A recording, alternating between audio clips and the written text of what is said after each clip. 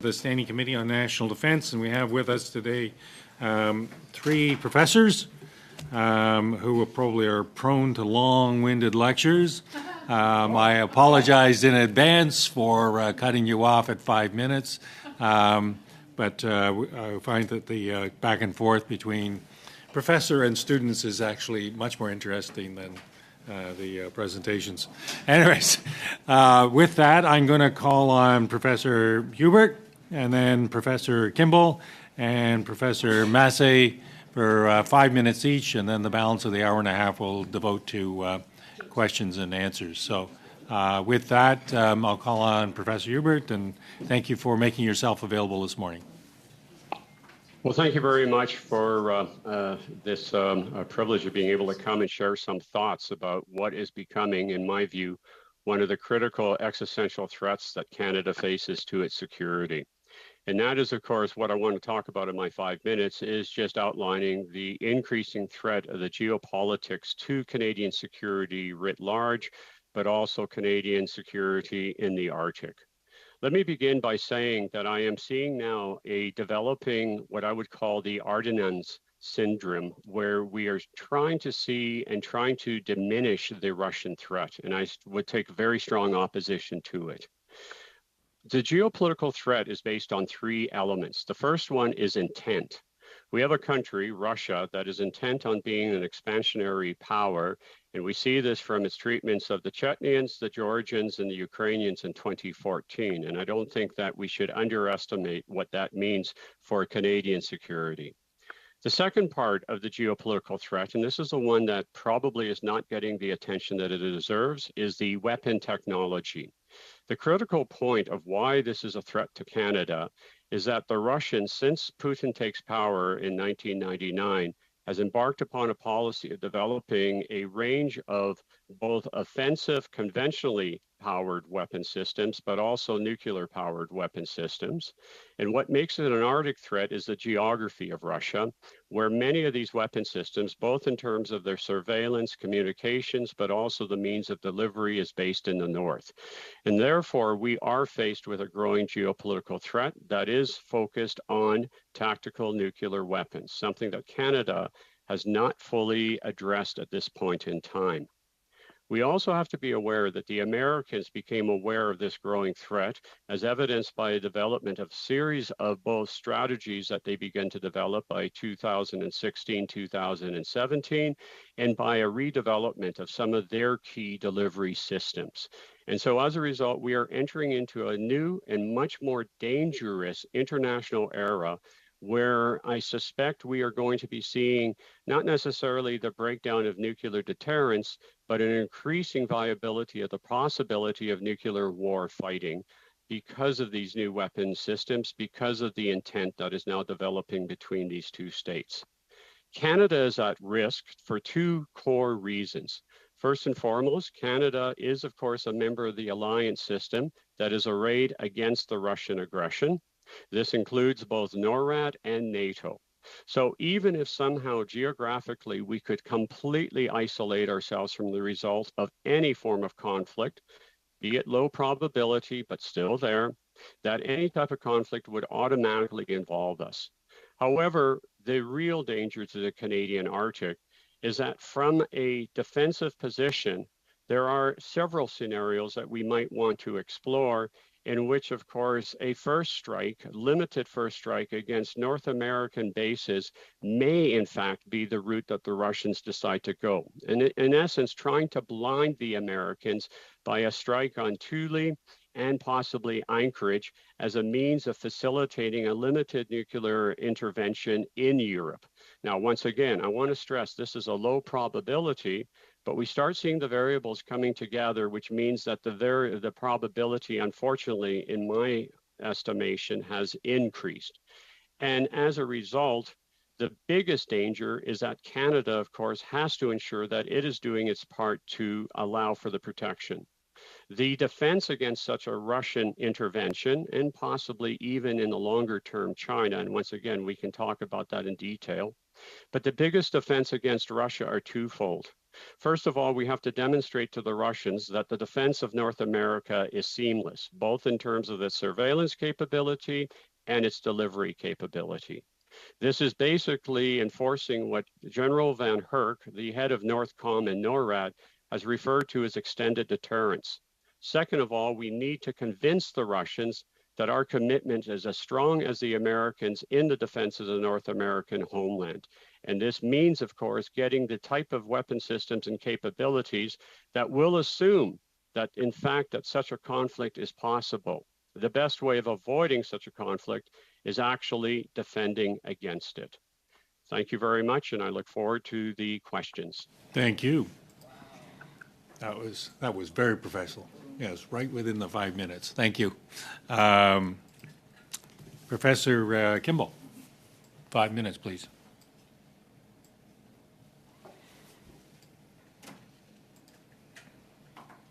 You're on. Yes, thank you. I thank the Standing Committee for this invitation to discuss the issues associated with Arctic security. These comments draw from understanding the strategic problems. Professor Kimball, the boom for your mic is pointed up instead of. There we go. Excellent. Thank you. Okay, we'll start that over again. Yes. Okay. These comments draw from understanding the strategic problems associated with securing the Arctic alongside the intersecting issues and asymmetric capacities creating challenges for Canada and its partners. Currently, what we have is a set of partially overlapping institutional arrangements that attempt to manage Arctic challenges concerning great power competition. Example, the Arctic Council's mandates are circumscribed, preventing the securitization of the region by focusing on the environment and human security aspects. The absence of strong security institutions is shaped by distrust and a lack of confidence when it comes to compliance and monitoring any sort of security guarantees, ergo the security dilemma. Of course, we are concerned about Russian reactions. It goes without saying that NATO enlargement to Finland and security would enhance the multilateral security in the region for Canada and its partners. I'd be happy to talk to that in the question and answer period. So if we're looking at the strategic problems in the Arctic, we can characterize them under the following approaches. The ones which we are supporting right now represent minimal cost to mitigating issues. For example, codifying norms of behavior in the region with respect to the environment, durable development, and the participation of the communities in the region. Second, there are ongoing efforts to encourage positive and discourage the negative externalities of state actions in the region, particularly when it comes to the environment. Of course, rational institutionists would say that these are the easiest behaviors, but observance and compellence through enforcement is a central concern, which we have not addressed strategically and institutionally. Of course, one key aspect of competition in the region are the concerns over distribution. That is a central strategic problem we are trying to mitigate through institutions and agreements. This involves the protection of exclusive economic zones and the potential for the degradation of these zones with increasing commercial and military traffic in the area. An increasing militarization of the region due to great power competition raises significantly the risk of accidental crises. Moreover, Russia's demonstrated difficulty in complying with commitments, as we have seen in Ukraine, around past security guarantees and humanitarian corridors, does not make it very much a credible partner, even if a bargain could be struck. Finally, uncertainty about future actor behavior by both Russia and China creates more problems. For example, China has increasing interest in the region, but it is not integrated into any institutions. It is an observer to the Arctic Council, but has identified the Arctic as an increasingly important strategic region for rivalry and resource extraction. It is set to complete its heavy icebreakers by 2025, creating a potential for a polar Silk Road, part of its larger Belt and Road Initiative. While some seek to tamper this discourse in China, its actions in the Arctic evidence a state seeking to secure influence and access. Documents produced recently by the Chinese military offer a more militarized perspective, in using terms such as a game of great powers and a struggle over the control of global public spaces, which is how it views the Arctic. Engaging a public goods analogy over the space signals that those states currently see operating in the region, and that China has rights to invest in the region, create research stations concerning resource extraction. And of course, this would also gain important experience operating in the climate. Though its Polar Silk Road offers a competing framework for development, Chinese firms have been increasingly trying to buy territory in the areas that would give them access. Its success thus far in the region is more limited than its ambitions currently. There is some ambiguity concerning what China's endgame in the Arctic. On the other hand, Russia remains quite transparent about seeking and maintaining military capacities in the region to diversify its capacities as it sees this region as open for competition and rivalry. Perhaps the most crucial strategic problem pressing stakeholders is uncertainty about the future state of the world. For the last 2 decades, there have been claims of slow decline of the U.S. relative to China economically and politically. The reality is the U.S. and many other Arctic states have sufficient capacities to jointly secure the region in a crisis. This would not be without retasking assets from other missions or regions. The current configuration of defense assets in the region offers a level of deterrence from ambition, but is not sufficiently strong enough to deter incursions into the aerial and maritime spaces. Such incursions raise the risk of accidents, misunderstandings, and Chinese ambitions and aspirations for the region include a role for itself, and this creates considerable uncertainty if it is not integrated into existing institutional structures, codifying norms and reducing externalities. Great power competition is coming to the region. The prospects for cooperation can be increased by identifying issues early and designing appropriate institutional structures to regularize behavior. This will mean permitting access to the region by China. This can be done in the... I'm unfortunately going to have to interrupt you there. We'll leave the rest for questions and answers. And finally, Professor Massey, you have 5 minutes, please. Thank you, Mr. Chair. I will be speaking in French, so I will work with my notes to improve the translation. The security environment in the Arctic is commonly understood to be relatively benign, free from the turbulence that is characteristic of other more conflict-ridden, less cooperative regions in the world. This has long been the case, but 2 new trends are challenging the assumption underlying Canada's strategic thinking, long based on a sense of living in a safe, free region of the world. First, the intensification of great power competition, most obviously illustrated by the return of high-intensity warfare in Europe and the strategic competition between the United States and China. The translation, because she is just ripping along, as are you. Right. If we could just lentement, s'il vous plaît. Just a little slower, please, sir. Thank you. It's possible I won't be able to read through the entire document if I speak more slowly, but I could pick up during the question period with you, ladies and gentlemen. So essentially, there are 2 main different trends at work today that did not exist in the past. Competition between large powers, for one, the return of high-intensity warfare in Europe shows that. And second, the upending of world's situations due to climate change. And we see that in the tendency in Canada to use the armed forces to help civil forces. This is not new. We've seen these trends on the horizon for a while, the new militarization of the large powers and climate change. But taken together, they constitute a threat which may force Canada to focus its strategic attention, its resources, and its concentration of those resources on its own territory.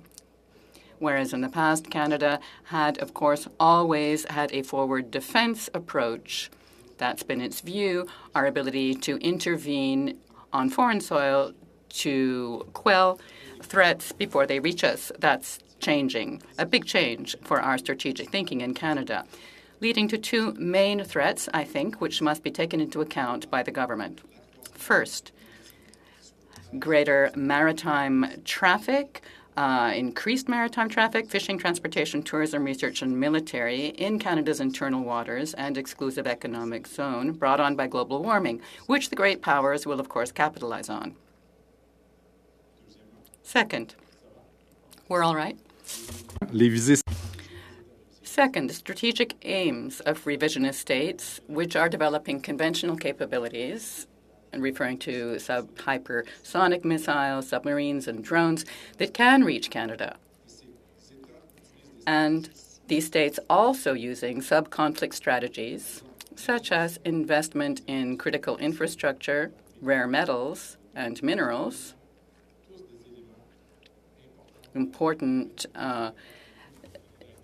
points for Canada's development, where Canada is vulnerable, to exploit the vulnerabilities of open societies such as Canada. Recent investments in Canada's defense are to be commended, but the main gaps are a lack of operational and fiscal planning for replacing the submarine fleet, which will become essential tools to ensure the safety of Canadian waters. The Northwest Passage, for example, being taken to be Canada, or international waters will need this capability. The fact that that's not being planned for today might lead us to worry that we will lose our ability to maintain our presence there, or we may need to invest in a new nuclear propelled fleet, such as Australia has done, and that may cost so much we'll be unable to maintain our presence in other areas of the military. To my mind, we also need to review our approach to defense, based perhaps on the total defense that the Norwegians and Swedes are using. This whole-of-society approach focused on the resilience of all actors in society, be they civil, industrial, commercial, or military, to better withstand crises, and also based on deterrence by being prepared for both high and low-intensity conflicts, an ability basically to mobilize the entire population working together rather than working in silos.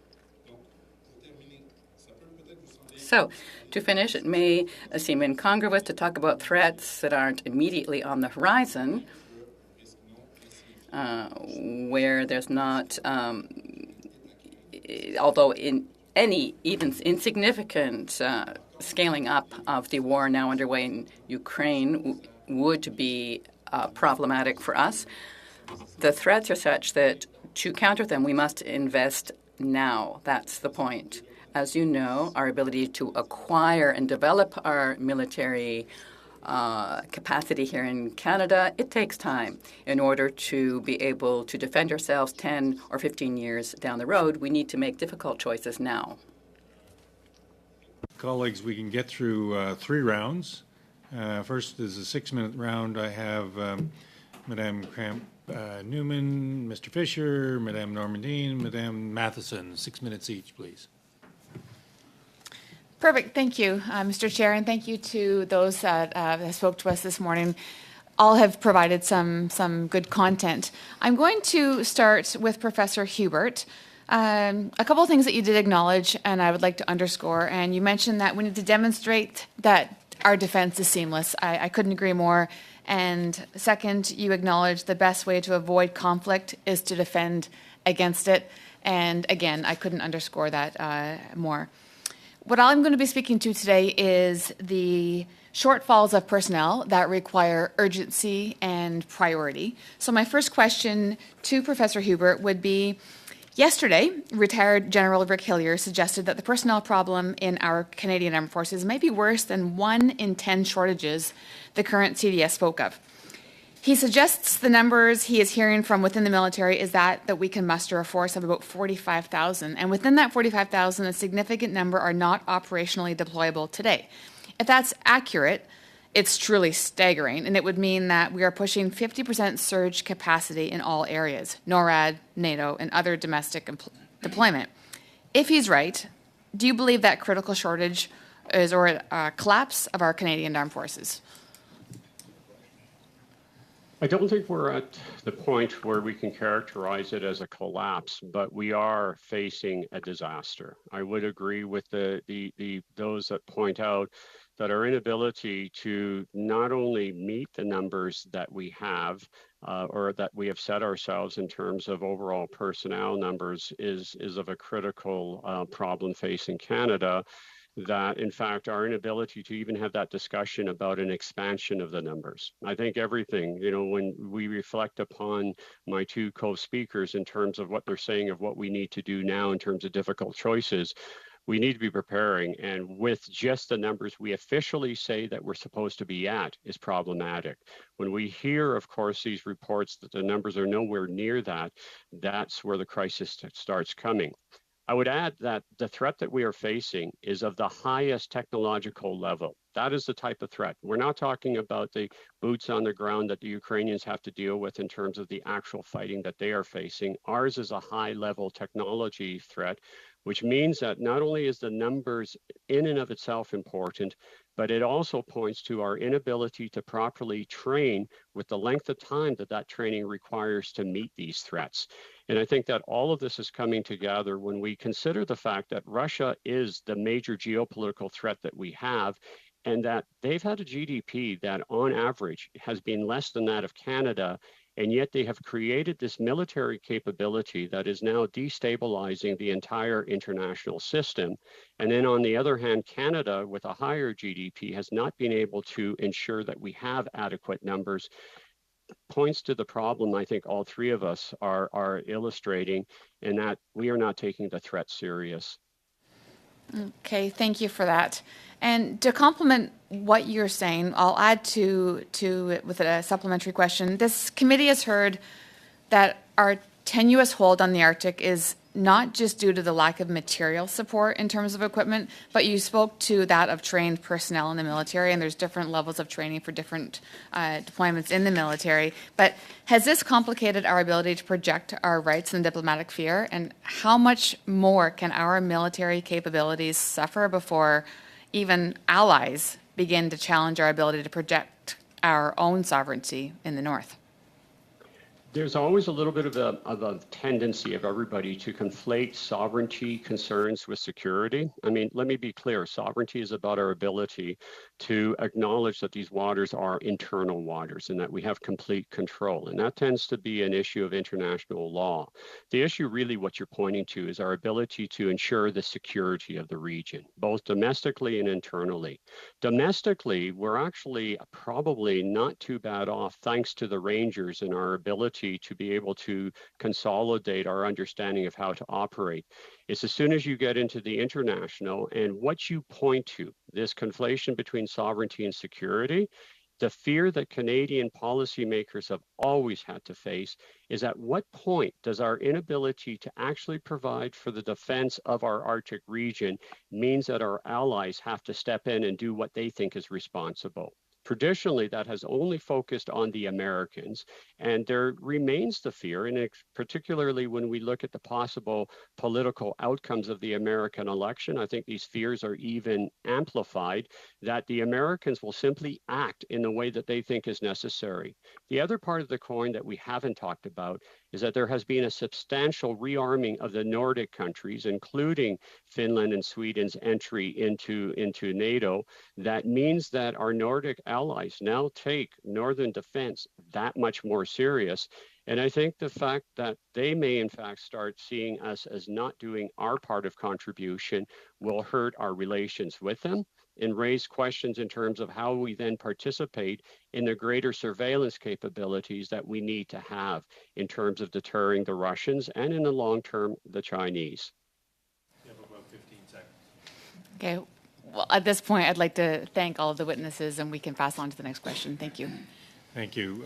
Mr. Fisher, 6 minutes. Thank you very much, Mr. Chair, and thank you to our experts, our academics that are here today. Absolutely fascinating testimony. I think I'm going to start with Professor Hubert. You know, you talked about Russia being the biggest geopolitical threat. I think we would all agree with that, but we've also seen that Russia's land forces have been severely diminished as a result of the invasion of Ukraine. And also, just candidly, it seems like maybe a lot of us would be surprised at their lack of success. Many of us would have thought that they would, end the war fairly quickly and come in, and we see them as being, certainly a massive military presence. And I'm not suggesting that they aren't, because their air and their naval power is obviously still very significant. But, Professor, what kind of conventional threat do they realistically pose in the global Arctic, and maybe more specifically in the Canadian Arctic?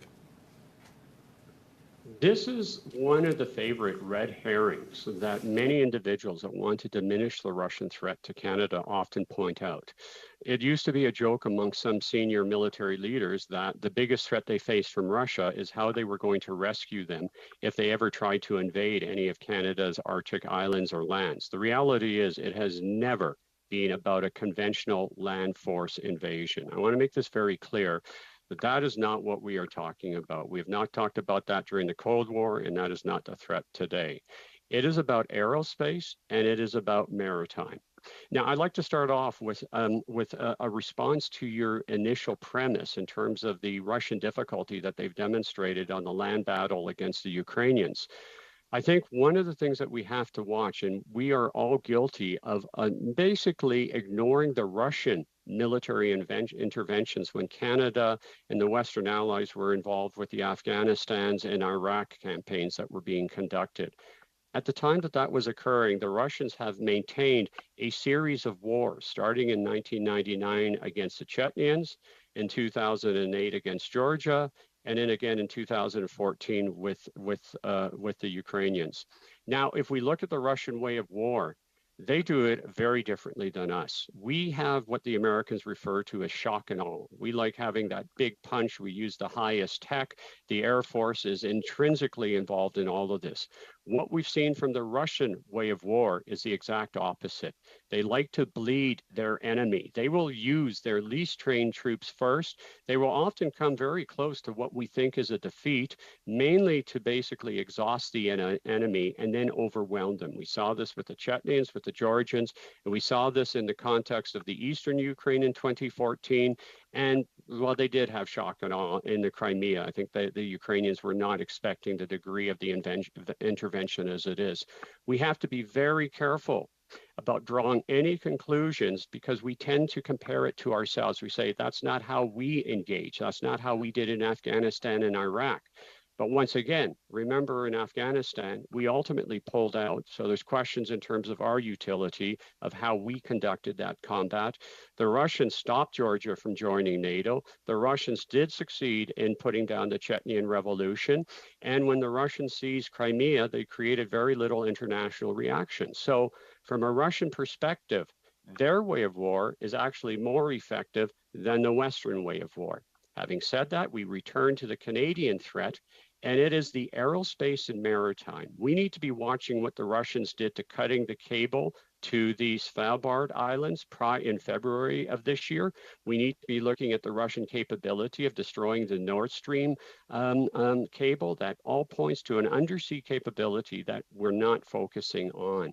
And as you point out in your preamble, the Russians have not been using their Air Force to any degree where we can come to any meaningful assessment of its efficiency. The Air Force and the Navy is what we would be facing in a threat, not land forces. Oh, great. Thank you.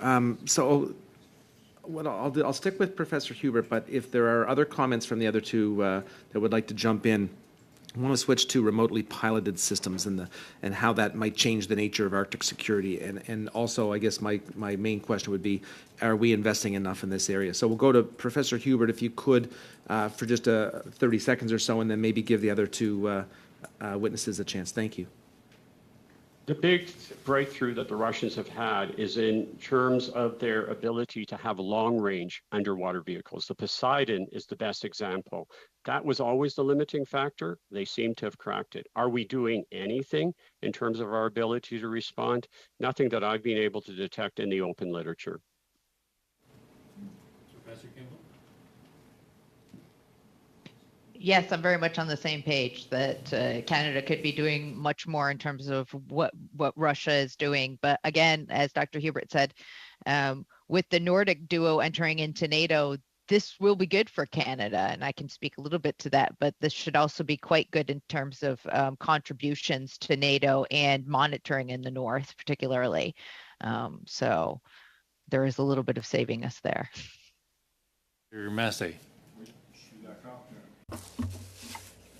Yes, I agree that there's considerable inadequate investment in drones. Here in Canada, we can see the effect of drones provided by the Iranians to the Russians. And Canada is not investing in such capacities. Moreover, ground-to-air defenses to counter drones aren't invested in. 6 minutes, please. Ms. Dean. Thank you to all our witnesses. A question to Professor Massey and Professor Kimball. You have spoken of the importance of protecting our exclusive zones, interior waters as well, and renewed traffic through the north. What's about our ability to defend ourselves militarily if politically there's insufficient recognition that these are our zones, Canadian, especially for the Americans who don't recognize this? Are these two issues, the political recognition and our ability to protect them militarily, are these two different things, or do they align? They are linked. Two aspects of a common problem. The internal waters, for example, if we are in charge of managing all vessels going through them, that's one thing. But if we must intercept them in that case. Our main ally is the United States. If we have a conflict about these waters, and keeping in mind that maritime traffic is on the up and up over the last 25 years and will continue to grow, this will create tension. If Canada wishes to unilaterally intercept, detect ships, be they commercial or military, in that region, but the American fleet wants to be able to go through there without asking Canada's for permission to use those waters, that's an important problem, whatever our capacity might be.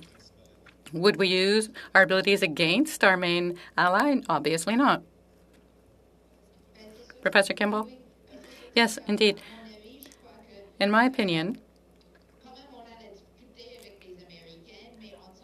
yes, there may be difficulties with the Americans, but we do agree with Americans in general, even though we don't agree on all the actual limits of the waters.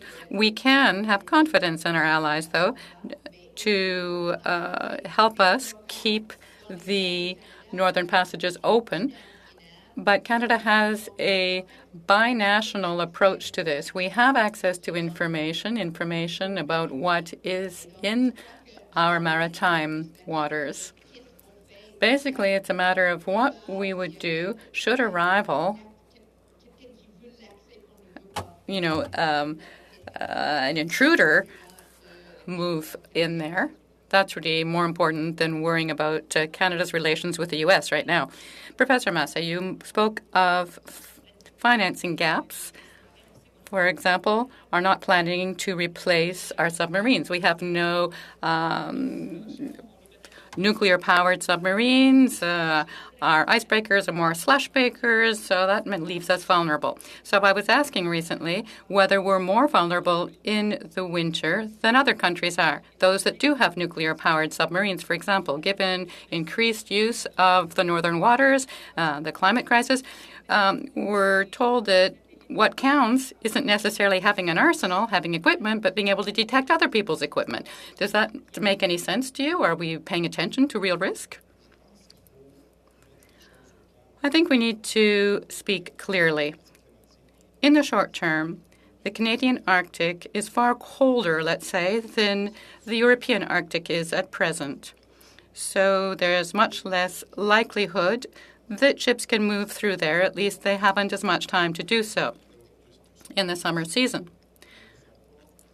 So it's a problem area right now, but it's not a full-on threat area.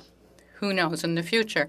Will Chinese ships want to move through to carry out quote-unquote scientific exploration expeditions? And the United States, of course, feels that this is an international passageway, given that they have an interest in it, but it's in their interest having it Canadian waters when it comes to countering international threats, yet strategically they'd like to have access themselves. So that's a dilemma for them. I think it will be far more important, an issue in the years to come. As I said at the outset, now we need to invest to be ready for the situation a decade down the road. Canada trying to wait for a crisis before reacting, well, it takes so much time. You can't buy submarine drones and get them up and running and train for them, within a year. Thank you very much. So having a short-term approach can be very problematic in the long term. Thank you very much. Professor Kimball, you mentioned that we can rest easier thanks to Finland and Sweden's joining NATO. Tell us more. Yes, given the current crisis in Ukraine, this will make it easier to carry out patrol operations in the far north. We have partners who are very capable in them. And there's good reason to believe that they will work closely with us in the far north, in the Arctic. NATO is looking to the Arctic more and more these days. Keep in mind, at the last strategic meetings, there was a specific section of discussion focused solely on the Arctic and another solely on China. So it's easy to see what our short-term and even medium-term threats are that hadn't been taken as seriously in the past. The two states now joining NATO do have conventional forces in the Arctic, conventional capacity, military capacity. They also have high maritime capacity. So to the extent that Canada has some difficulties in that area, we should go ahead and discuss these things openly with these new partners. Thank you, Ms. Normandin. Madame Matheson. I think in terms of expanding on those thoughts, I mean, both you, Professor Kimball, and Professor Massey, you talked about that multilateral approach. You mentioned the Arctic Council, of course, NATO, there's NORAD. So how is Canada not, or how are we doing in terms of using those multilateral organizations to avoid, ultimately, that push forward in terms of that aggression of what we're seeing in the world, and what should we be doing differently within those organizations, or others that you would like to mention? Maybe Professor Kimball first, and then Professor Massey. Yes. So I would say one of the things that's very important at this juncture is thinking about what Canada is going to invest in when it does NORAD modernization. In the past there was more of a logic of having fixed locations. Probably the future is going to be thinking about some of these things more mobily. This will give Canada more flexibility with its capacities. Also, thinking about how, strategic defense and monitoring and all of that, the seam between NATO and NORAD, right? And ensuring that there is a better, for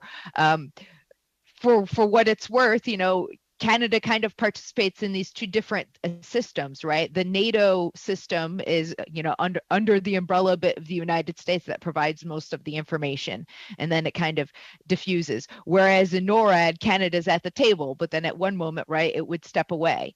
And so, in some senses, there is a reflection that needs to be done about that for Canada in terms of what that's going to mean in the modernization piece in the future.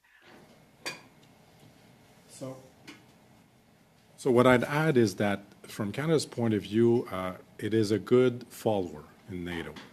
Its strategic objective is to contribute more than to have any meaningful impact, I think, politically or strategically. And we've seen this in just the desire just to have a seat at the table instead of impacting concretely its own towards its own national interest.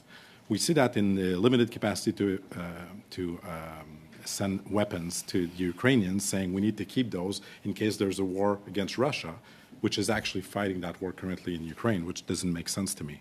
We see that also with the inclusion of two new partners in NATO and limited willingness to engage with these two, with Finland and with Sweden, towards developing greater partnerships, because the defeat or the deterrence of the Russian military in the Arctic will be mostly, I think, occurring in that region of European Arctic rather than Canadian Arctic in the short term.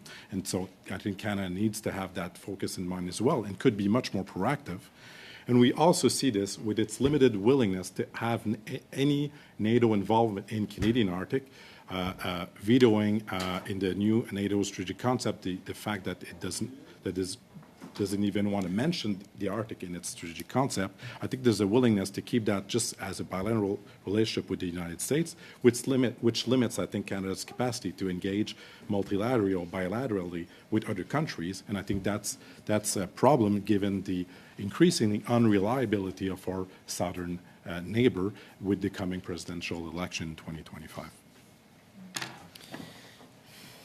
So in order for Canada to have that bigger influence at all these tables, certainly I understand that point about being a follower and not a leader, but Canada was once a leader in different ways in terms of peacekeeping.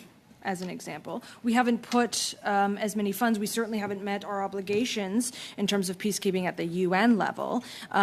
Is that something that we could change? Canada could change as a policy directive to have that different kind of influence at that multilateral level for both witnesses?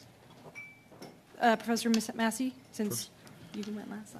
I don't think that we have the capacity to re-engage in UN peace operations, that's for sure. And if you look at the order of priority, defending Canada should come first. It's never has been, because we wanted rather to contribute to international security through NATO operations since their beginning in the late 1990s, and just dismissing UN peace operations afterwards.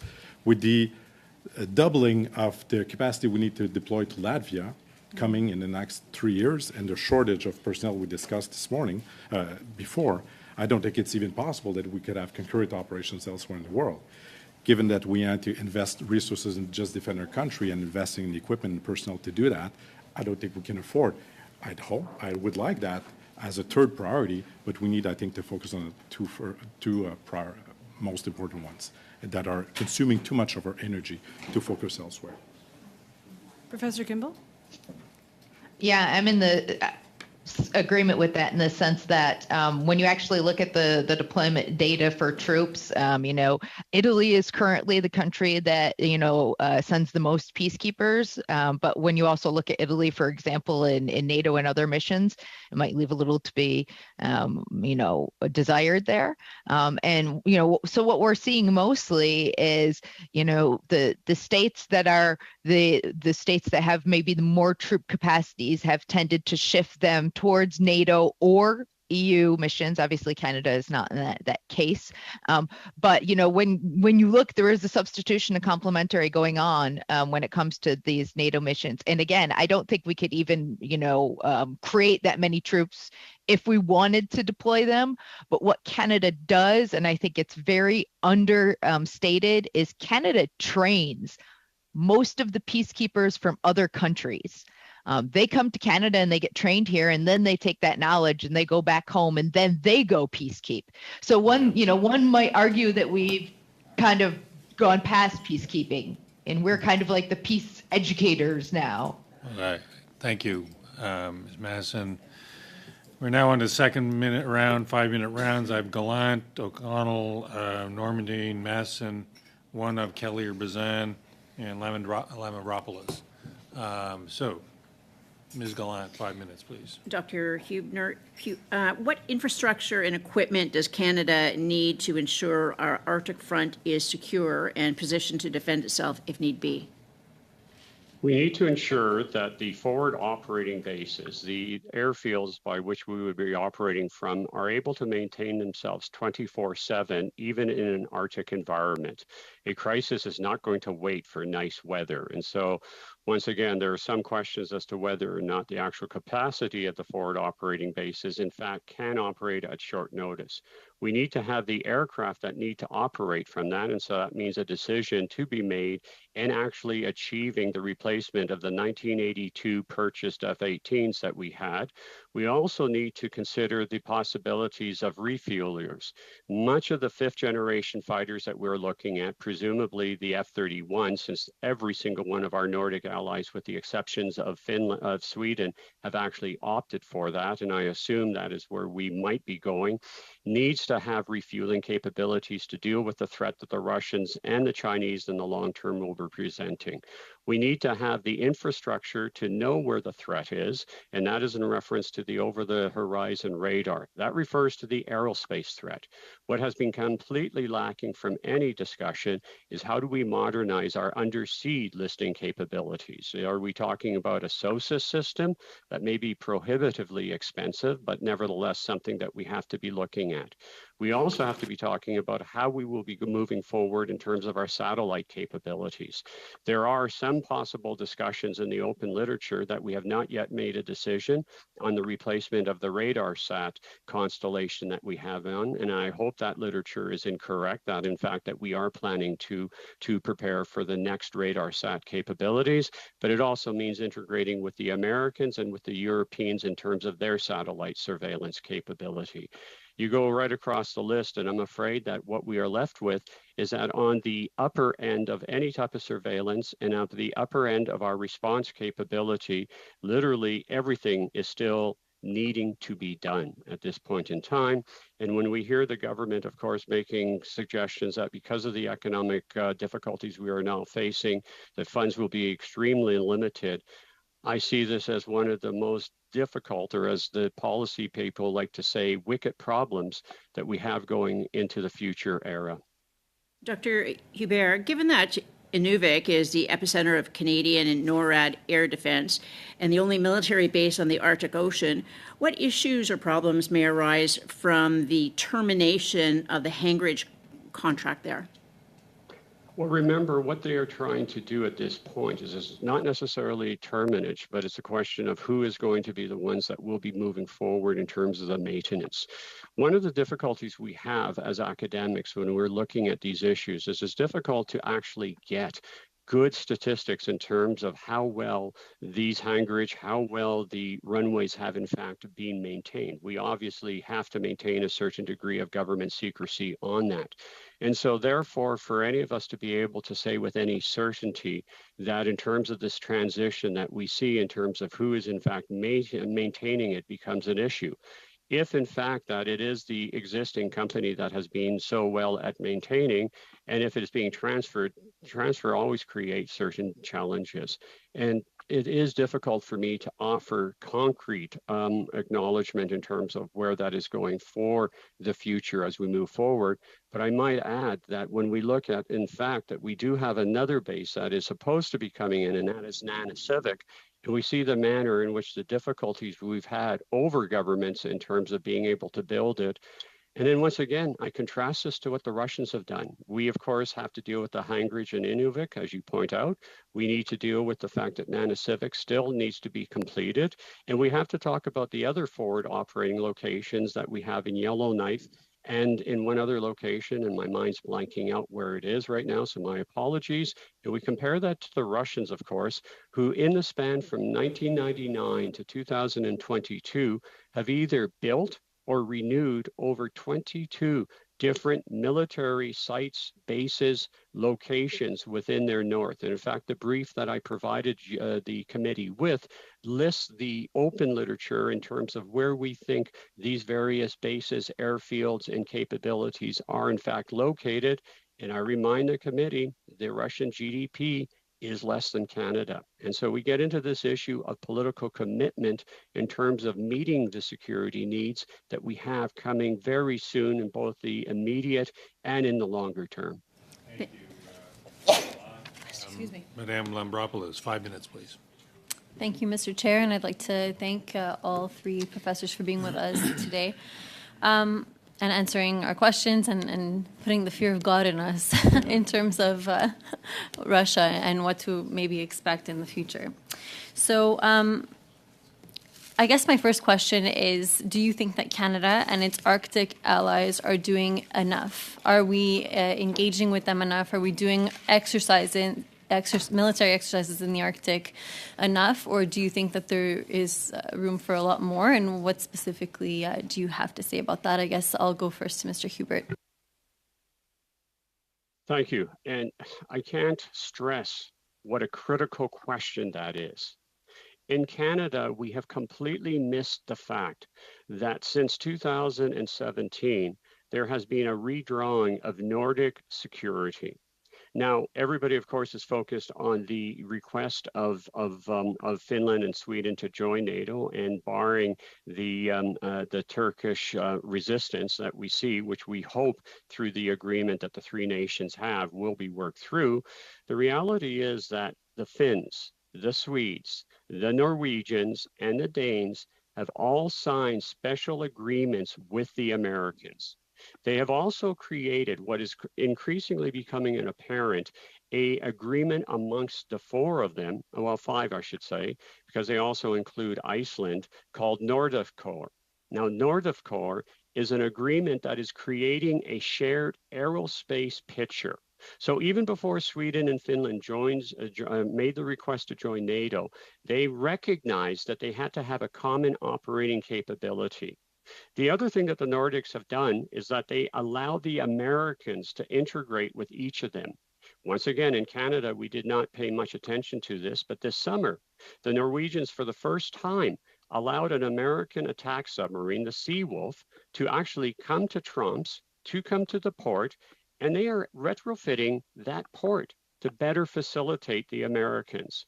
And so Canada has participated in some exercises. When the Norwegians have their big cold response, we will send a small number of individuals over to participate. We are a more active participant in the anti-submarine exercise that is conducted by the British and the Nordics called Operation Dynamic Mongoose, and we have been a full participant in that. But where it is lacking, and where, once again, we're limited by open literature, but we do not see Canada sitting down with the Nordics and the Americans saying, look, we realize you're creating a new northern tier to the defense of NATO. We want to be involved. This once again gets to the seat at the table issue that was raised by, I believe, Dr. Kimball, in terms of the fact that Canada's not there. And it talks to the issue that Justin raises in terms of the fact that we are not at the forefront saying we need to unify NORAD in terms of the aerospace and maritime picture to this emerging Nordic maritime picture. That's simply not happening. The other part of the equation, we've settled our issue with the Danes in Hans Island. And what I would like to see is using that relationship with the Danes and the Greenlander to say, look, Thule is at the center. Thule, of course, is part of the American anti-ballistic missile system, critical in the threats that we are going to be facing in the future. Canada could be saying, okay, well, now's the time to say we got to have some conversation with the Greenlanders and the Danes, how that works. We then use that as a means of integrating and connecting with NATO and saying, we embrace NATO. Yes, we know we have a sovereignty issue, because I would like to add to one of the questions, all of our European allies have also disagreed with how we have drawn the straight baselines to enclose the Northwest Passage. So the Americans are the ones that are the most vocal, but the Europeans don't agree at the same token. The Europeans will respond if we're sitting there and saying, we want to be a bigger part, and our northern expertise is something they need. And this is, once again, something I think we can be much more forthright, but we need to also have the capability to follow that. I'm sorry? 30 seconds. Well, at this point, I'll offer Mrs. Kimball or Mr. Massey the ability to respond as well if there's anything they'd like to add. I would just note quickly that there are opportunities for Canada to do more on some of these outside things by joining more NATO centers of excellence. Canada is putting its first one up here in Montreal, but it's actually NATO's 30th. And Canada, for instance, is not in the center of excellence on energy security. It's not in the center of excellence on northern operations. There are places where it could be profiting more from, multilateral and from our partners, but it's just simply not taking advantage of those. And so I think that there are places where it could look to find this expertise and collaborate more. Thank you, guys. Thank you. Things there. Madame Normandine, 2.5 minutes. Merci beaucoup. Thank you very much. A question perhaps for you, Mr. Hubert. You mentioned the importance for Canada of closing its defense gaps, both in matters of surveillance. For example, Professor Massey was pointing out that drones could be sent over, but we've got nothing to even pick up on them or to shoot them down. Also, Canada's need to handle security together with the Americans, and that security issues are more important than just our problems with the Americans as well. I understand that we do face significant adversaries, but how does that fit with our relationship with the Americans?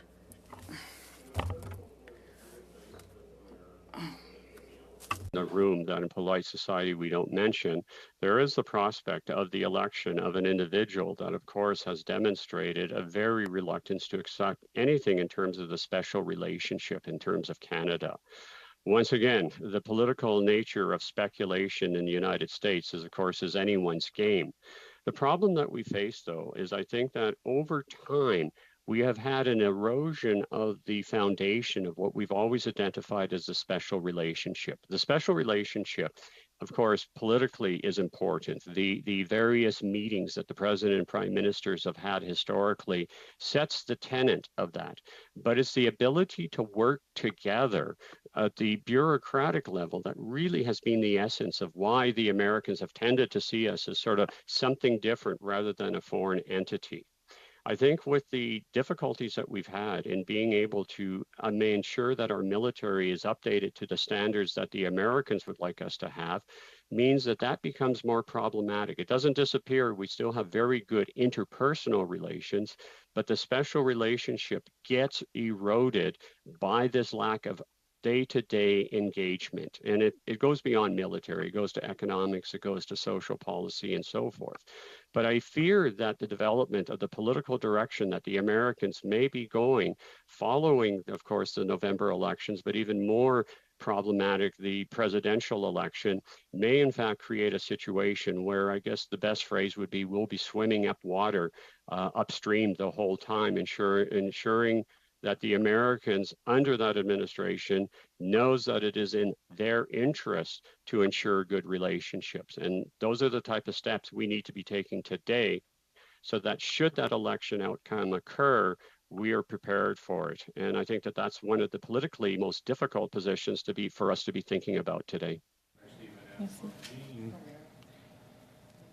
Madame Matson, 2.5 minutes.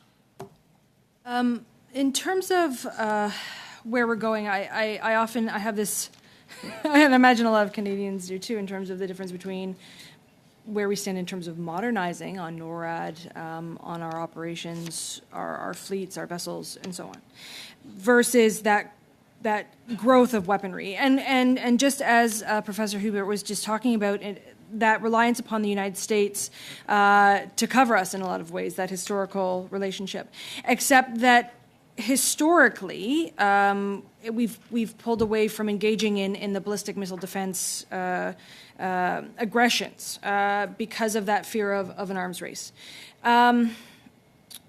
We don't have the capacity, as I see it, continuing forward, as much as we plan to compete, to be the next United States, if that's what we're talking about. But ultimately, why does that reasoning no longer stand, or why does it still stand? And I'll direct my question, because I have very little time, to Professor Massey, I think, just on how we hold our own without falling into that arms race argument. Well, if you look at what the Finns are doing, I don't think they're trying to be the United States, but they're still investing much more than we are. Norwegians are per capita the Swedes as well. I don't think it's the U.S. and then the rest. Some countries, I think, are doing much better.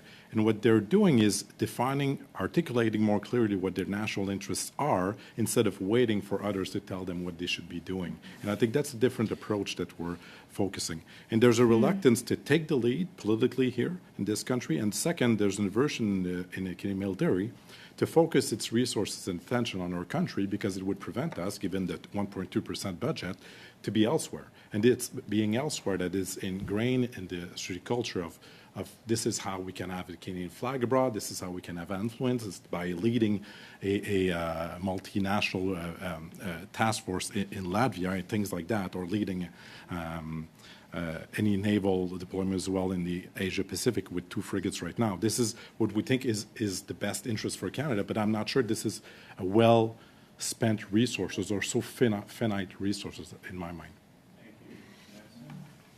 Mr. Brzan, 5 minutes. Mr. Chair, and I want to thank our witnesses for attending today and really building upon the narrative that Canada's just not doing enough. Is that due to a lack of political leadership? Is it due to a lack of resource capability? Is it due to a lack of prioritization of investment in our Arctic security and albeit our entire North American defense? And I'll just go right around the table. If you guys can just give us a quick yes, no. Start with Mr. Massey here, and then Mr. Hebert, and then Professor Kimball. Yeah, if you want to start, Professor. So I agree with your statement, and I think what was raised before, I think we were on the right path with the 2017 defense policy. It's just not enough. It's the right direction. It's not enough. And now what we're seeing is the talks about reducing the budget or not having it growing. And given the fact that all these key investments are coming in the mid-2020s and then should be present in the mid-2030s, but we know it's always delayed, always costs more, and we're not talking about reducing from 15 to 12 combat ships. These sort of talks, maybe it's just rumors, I hope it's just rumors, but what that means is that there's a reduction of capacity, not just the maintenance, because the 2017 defense policy is not about growing, it's about maintaining Canada's military capacity. Now, what we're talking about today is how we could grow that, and we're not even close to that. Professor Hebert. Thank you. There are 3 factors at work here. First of all, I agree with you. I think that there's an overall process in Canada at both the political level and at the country's level to be retreating to isolationism. This is something that I wrote in an article that in Policy Options, in which we see trends that we are, in fact, as a nation, pulling away from our willingness to engage on the international arena. I think there are 2 factors that are driving this. First of all, there is a mythology that geography protects us. There's a mythology that what happens in terms of Ukraine, Georgia, Chechnya doesn't concern us, or what will happen in Taiwan. And you can place me in the category that believes that the Chinese will use military intervention to reclaim what they see as part of the unfair treaty or the century of humiliation. And we will see military conflict there. That somehow that doesn't touch upon us. And so we've led that to be believed. I think it's being encouraged by certain political leaders that somehow we're so far away, it won't really affect us. The second one, and the one I find the most chilling, is, and it gets to the question about an arms race that was raised before. I think that the debate of whether or not we are entering into an arms race has actually ended in 2002 when the Chinese and the Russians made a series of military procurement decisions that are, in my estimation, moving us away from the system of nuclear deterrence into one of nuclear war fighting. It's not just the Russians that have invested. And this is an issue. I mean, let's face it, Canada does not want to talk about nuclear weapons. It does not want to talk about the prospect that, in fact, that we seem to be entering an era in which it's not only about deterring nuclear war, but in fact, engaging in that type of conflict. I mean, as Herman Kahn said, how do you think of the unthinkable? And I think that because it is such an overwhelming issue as we try to address the other issue that Professor Massey and Kimball raised, which of course is the existential threat that climate change produces to us, How do we, as both a society, and how do we, as political leadership, say, okay, we got to think about climate change, and we got to think about the fact we are now in an era, on the basis of what we see of intent and capability, of nuclear war fighting. I mean, I dare say that that is such a challenging issue that the Canadian withdrawal into this pretense that geography protects us, I think is the reason why we don't think about it. And because we don't think about it, we don't act. Professor Kimball? Yeah, I mean, I think I would go the other way. I would say geography traps us in some senses. One of the things I do is that I show my students a ballistic missile, intercept that would be fictive between Pyongyang and Washington. And one of the things they notice, of course, is that there's a whole bunch of geography in there where we live. And then talk about how fast this happens, and that as we move towards mid or early course intercepts, we're not talking about 6 minutes, we're talking about 3 minutes, right? And so, most of these people can't go, smoke a cigarette or go to the bathroom in 3 minutes. So, could we prevent nuclear war in that time? So I think that's one thing we need to think about. There's a public allergy in Canada, I think, about defense spending versus foreign affairs spending. I think that this has to do a bit with Canada's self-perceived role in the world as a multilateral country, as a collaborator, as somebody that always goes along with the gang, as somebody that studied defense spending now for a long time. I think that there's a misperception that it's always about spending on war. And a lot of defense spending is about spending on peace. And that's a lot of what NATO defense spending is. And I think that there's a large misconception around that. Okay, we're going to, unfortunately, again, I'm not sure why I always end up cutting off you, Professor Kimball, That's okay. but I apologize in advance. But yeah, you're here to deal with our allergy. Yes, yes. Okay. Mr. Robillard, 5 minutes, please.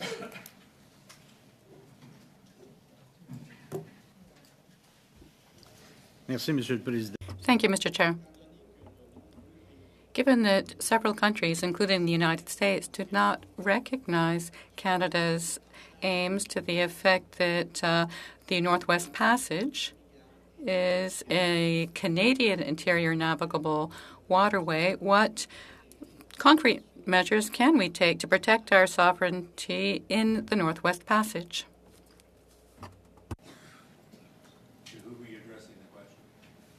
Anyone? If I can jump into that, this is something that keeps me up at nights in terms of our ability to enforce our sovereignty.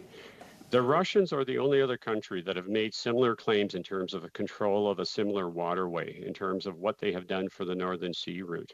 What the Russians clearly have done, they have gone beyond what Canada has in terms of its claim. The Northern Sea route exceeds what Canada has basically claimed as similar rights of control within the Northwest Passage. Once again, the difference between Canada and Russia is that Russia has a very vigorous enforcement capability. The Russians will say no to countries that or ships that they think do not meet their standards, or for political reasons they don't want going. I'll point out that in 2017, the Chinese asked for consent to send the Chinese Sun Tzu through the Northwest Passage. And one would think that given the developing animosities that were developing between China and Canada at the time, given the fact that we say that we want these waters to be internal because we want to have control for the protection of Canadian security and interests, I'm always left a little bit curious as to why we gave that ultimate consent. And I say consent because that's what we gave, is in terms of my understanding as opposed to permission. And so the question comes in, do we have the political will to actually enforce it? But are we also willing to, once again, I've been following this for a very long time. We've been saying we're going to build a large icebreaker since September 11th, 1986, when it was announced by Joe Clark that we were going to build a big icebreaker.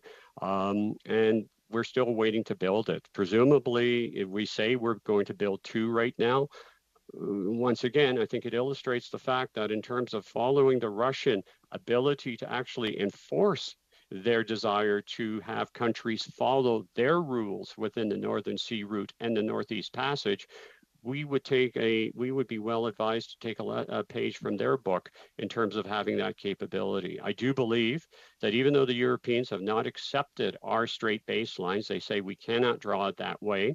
And I would also add that each of the Europeans have an Arctic strategy that says they want to see freedom of navigation in the newly emerging waterways of the Arctic. They don't name Northwest Passage, but you can sort of detect that's what they're talking about. But the means by which we deter them from any action that would threaten us is to have that enforcement capability. And that is a problem that we continue to have. Well, I'd say we can trace it all the way back to the Joe Clark statement about Arctic sovereignty back in September 10th, 1985. Quelles sont les intentions de la... What are China's intentions for the Arctic? What are the main factors underlying China's interests in the region? And how has this interest developed over the last couple of decades? How has it changed? Moi, c'est certain que pour la Chine.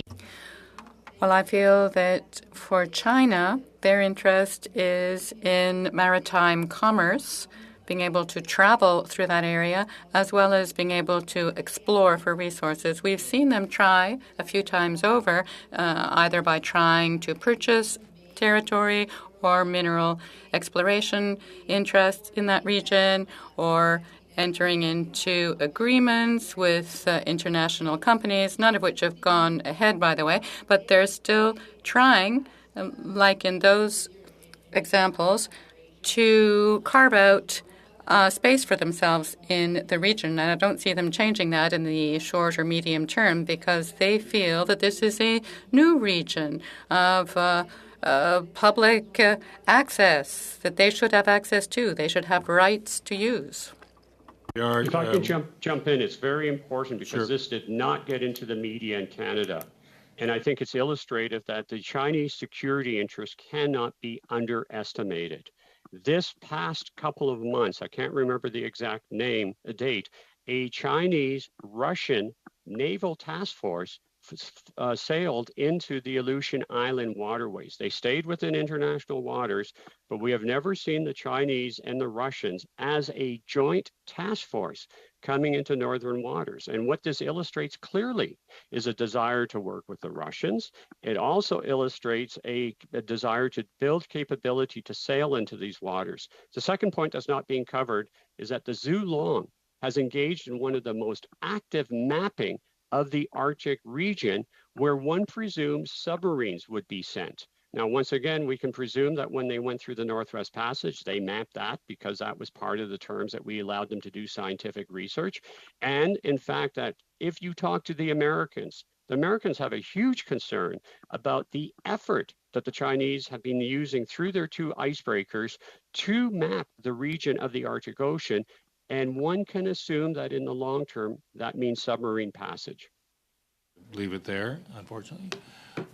Colleagues, we have roughly 20 minutes left and 25 minutes worth of questions, so I'm going to be a little arbitrary and cut everybody back by a minute. Mr. Kelly, 4 minutes.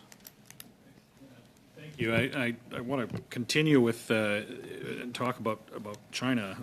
Some experts, including General Eyre last week at this committee, spoke about China threatening having the capability of threatening Canadian Arctic sovereignty within 20 years. Is this well, and furthermore, just the extent to which Russia is increasingly, as its fortunes continue to flag in its invasion of Ukraine, that they will become increasingly China's vassal.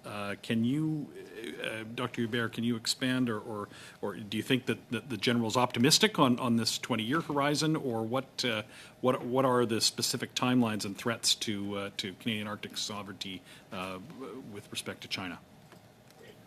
All Canadian observers on this point will immediately change their view when the war in Taiwan begins. Because when the war in Taiwan begins, we will see both the international ramifications along with the Chinese military capabilities. And then we will do a reevaluation in which people will say, just as we're doing with the second phase of the Russian-Ukrainian war, oh, I guess we should have seen this coming. Well, those, of course, such as David Maroney and others who are seeing it coming, have said for a long time that the threat is already here.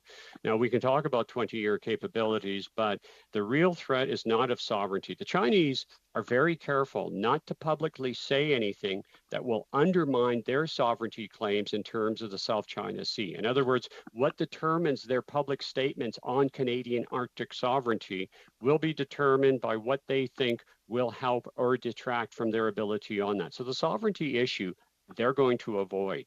The threat is security. The threat is, do the Chinese find themselves through their actions in Taiwan somehow involved in a military engagement with the Americans and our other Asian friends that then has spillover? And then does it mean that the Chinese, as Dr. Kimball so eloquently pointed out, do we find ourselves engaged in a situation that we are sort of the way over sign in terms of where these weapons are coming? Now, there's a huge debate on whether or not the Chinese plan on having their nuclear-powered cruise submarines come into Arctic waters. But if they do, and I believe that they are actively preparing for that, if the Class 94s are given under ice capabilities, it only makes sense for them to somehow figure out how to go through the very difficult Bering Strait, and that's a huge problem. I acknowledge that. But coming through that, a cruise missile strike then from the north would be given to try to catch us off guard. And as Dr. Kimball points out, the time periods are so short, which means the problem is not 20 years. They're doing the capabilities studies right now. They're getting that, and then it is fluctuated, or it depends on when they decide to engage Taiwan. How critical is it that Canada develop a true submarine capability then to match the Chinese capability that you speak of? It's completely critical, but it's not just submarines. Submarines are no longer just, it's not a World War II scenario where you have one unit. We are now in a warfare of systems. And it gets back to the point of whether or not we want to be parts of the better American, Australian, Japanese surveillance capabilities, because that invariably ties what we used to refer to as the anti-ballistic missile systems, because we are looking to determine where the missiles come in and defend against these various ones.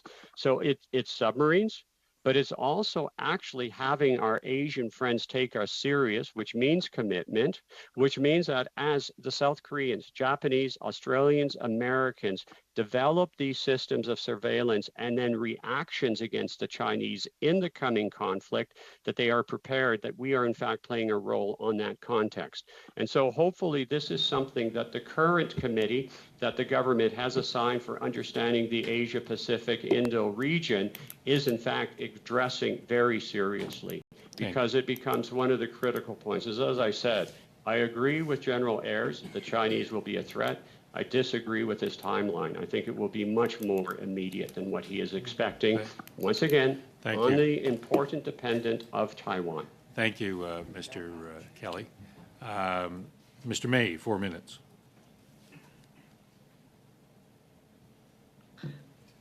Thank you, Mr. Chair.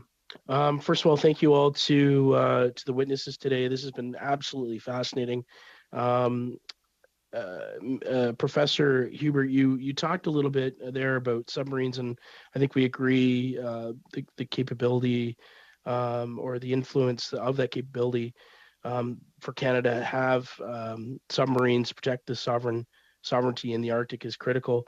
But how does that capability affect our military to military relationships with our allies?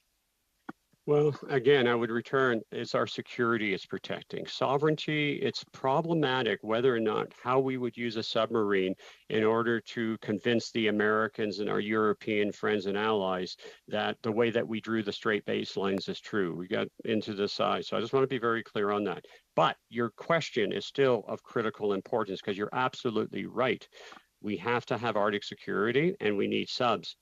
We had problems when we thought about getting nuclear powered subs in the Moroni era because the Americans were reluctant to share. We see the American willingness, in fact, eagerness to engage the British and Australians today in the sharing of technology to demonstrate that any reservation that they had in the 80s, I think, has dissipated in light of the new threats that we are facing.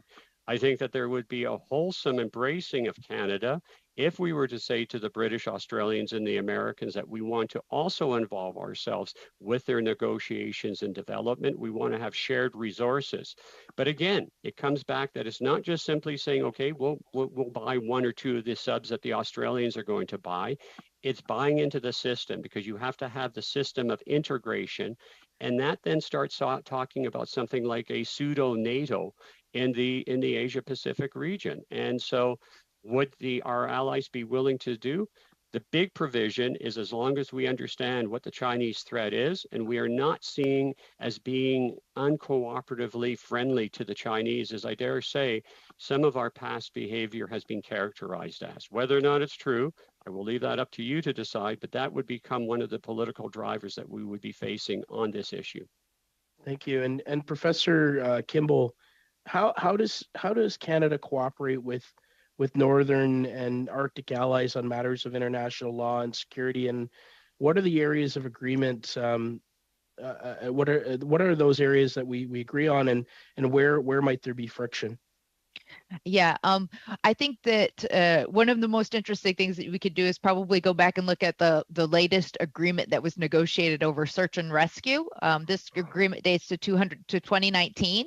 I think that this gives a pretty realistic view of what countries think their capacities are in the region in some senses. This isn't a military agreement. It's basically, it's meant to be, related to just regular commerce and traversing in the region.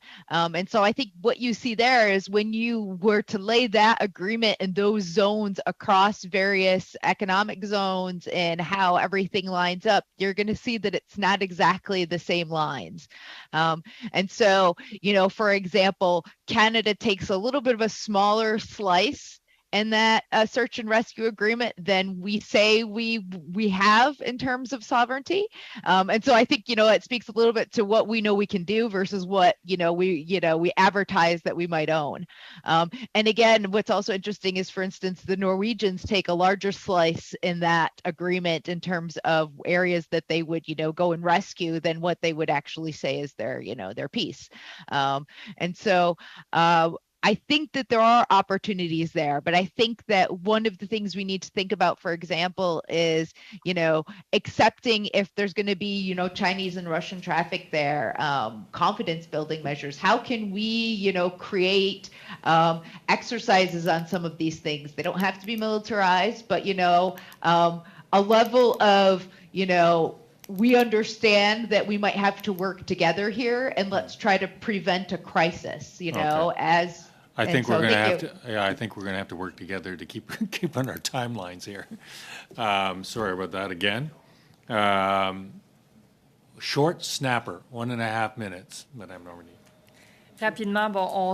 Quickly then, we know that there is at present some collaboration among allied powers, but you also mentioned, Professor Massey, that there is greater competition between the great powers. I would like to hear you on what we see on the horizon. Will allies collaborate more, or might there be erosion of collaboration given that there's more and more individual interest in the Arctic? What's taking place is a fragmentation of the national order, consolidation of the Occidental area, with some opening, with a few free electrons now dispersing, such as Turkey. The consolidation is working around some pivots: Japan, Australia, Great Britain, or the UK, and France, which is also trying to take a strong position. Others are trying to move in on that. Canada is a bit on the periphery. Peripherally, we have, of course, the Russian axis with the weakening Russian economy at present, which is allowing China to buy out much of their strategic material. more and more a coalition there with other, such as India, gravitating around them, which might be an important factor. For the Arctic, will we see the same erosion? We have spoken a bit. There is some collaboration around northern countries. Canada's absent from that. Canada just wants like a special relationship, but it's no longer a special relationship. That's not the issue. So we're held, at a distance. That's the real core of the Arctic issue, to my mind. Madame Masson, minute and a half. There was someone had mentioned, I think it was Mr. Hubert, that the Russian and Chinese investments into that bigger weaponry, into that further aggression is there, and we cannot ignore that.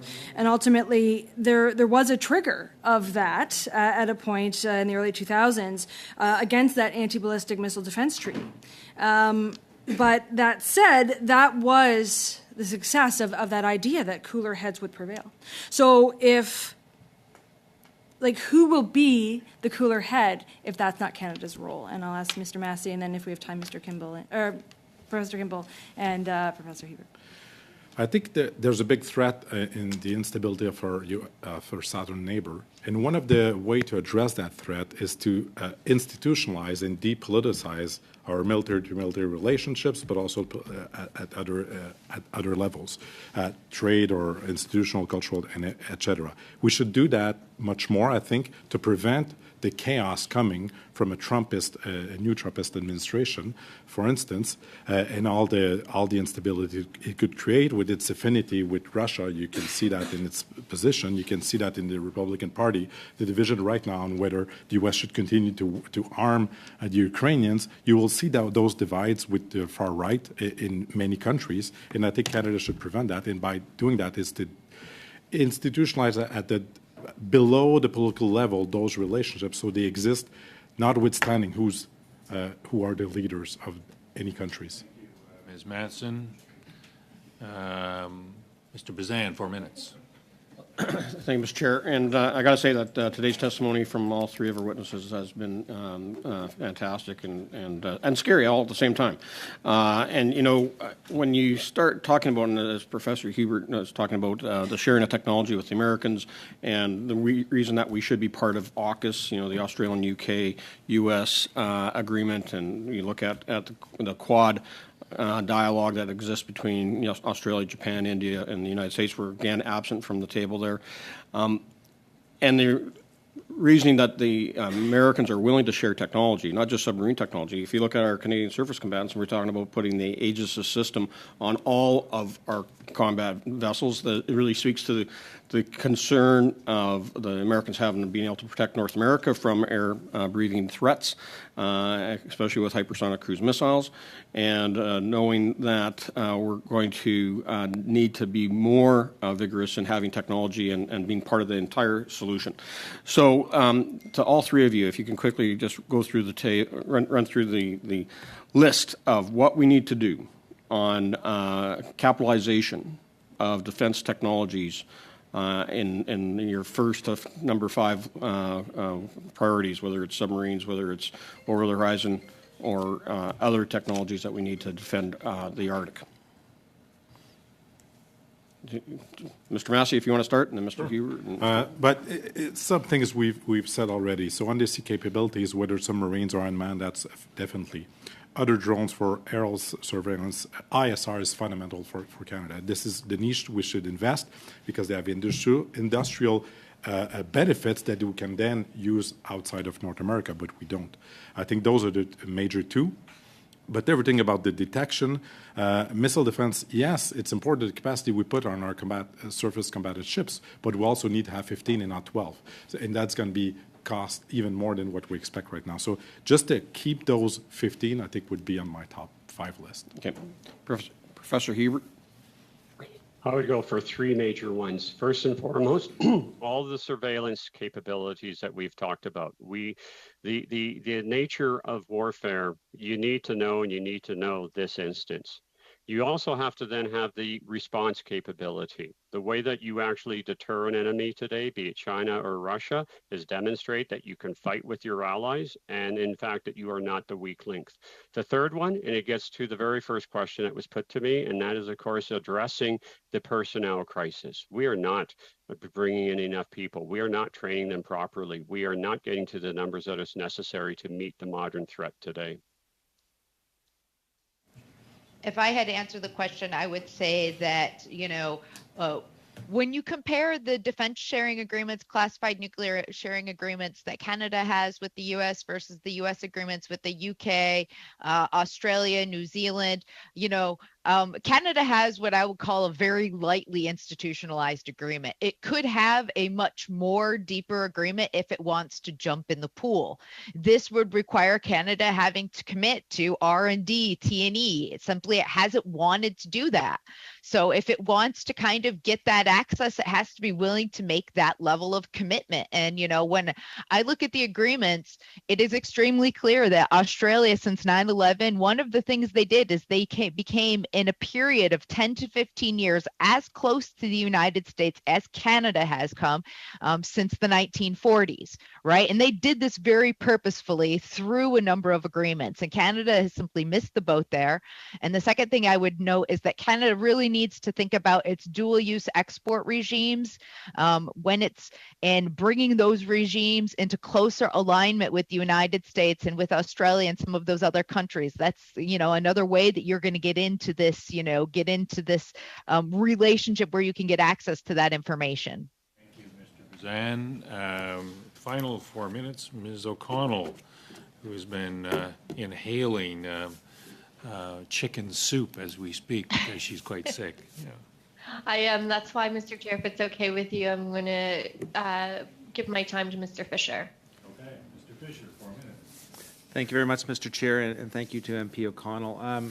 Professor Kimball, when you were so gently cut off from your opening remarks by the chair, you were getting ready to talk about adding 2 new countries to NATO and how that may impact positively our situation in the Arctic, the Canadian Arctic. And I wanted to give you an opportunity because that was just when, and your remarks were fabulous, but that's just when I really perked my ears up at that comment. And then, like I say, the chair chose to cut you off. So I wanted to know if you wanted to finish those comments or chat with us a little bit about how that may help us in the future, having those partners.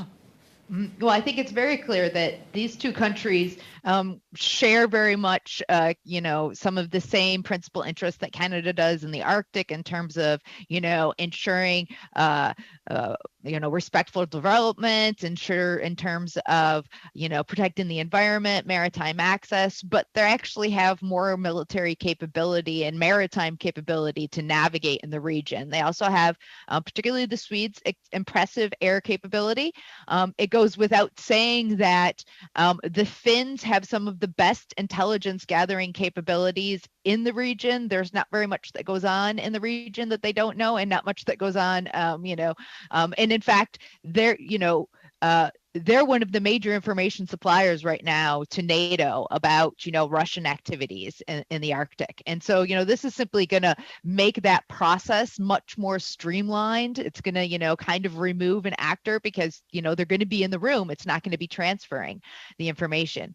I think the other thing is that here's countries that are looking for active, collaboration in the region in future projects. And I think Canada should be one of the countries that, that tries to partner up with both Sweden and Finland. Finally, I think it would be important to say that in terms of thinking about how these states might contribute to NATO, it will be good for NATO because I suspect that these states will want to contribute probably more than the Danes and Norwegians, which will place them if probably around the top 10 contributors of NATO when you look at the civilian budget.